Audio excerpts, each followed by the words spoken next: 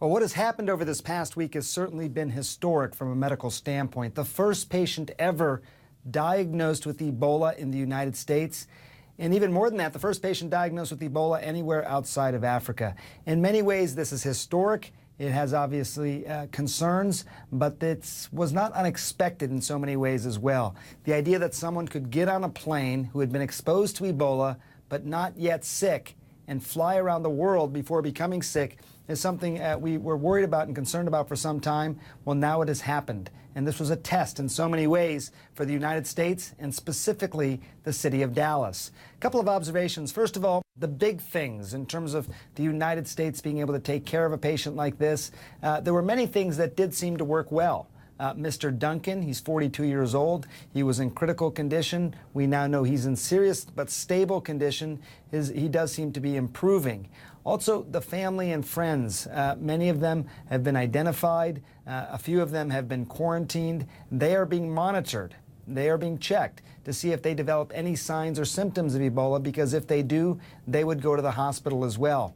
That is exactly what is supposed to happen. Those are some of the true and tried principles of stopping an outbreak. But one can't help but notice that there were a few missteps as well, and the term "the devil is in the details" sort of comes to mind.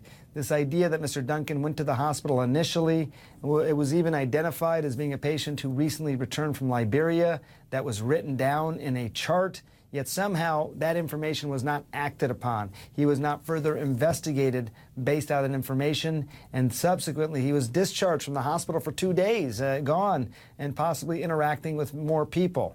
That was a concern. And now a concern that I'm sure no one possibly predicted, but it has to do with just the waste inside his apartment where he stayed after he became sick, but before he went to the hospital.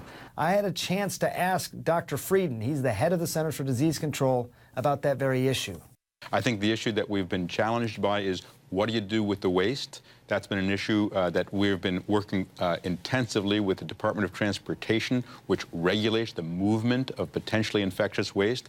So just to reiterate, you can do all these big things well, but in this case, they didn't have permitting to actually transport some of this hazardous waste from the apartment, in this case, to a place where it could be disposed of and incinerated.